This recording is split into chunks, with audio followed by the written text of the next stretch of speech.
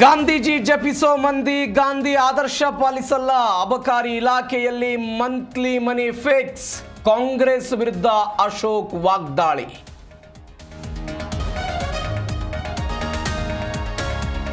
ಧರ್ಮರಾಯಸ್ವಾಮಿ ದೇಗುಲದಲ್ಲಿ ಚಿನ್ನಾಭರಣ ಕಳ್ಳತನ, 120 ಗ್ರಾಂ ನಕ್ಲಿಸ್ ಕದ್ದಿರುವ ಆರೋಪ. ಮುಜರಾಯಿ ಅಧಿಕಾರಿಗಳ ಮೇಲೆಯೇ ಶಂಕೆ.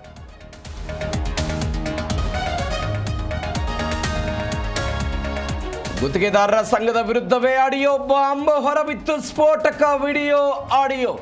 ಗೌರವಾಧ್ಯಕ್ಷ ಮೇಲೆ ಕಮಿಷನ್ ಆರೋಪ.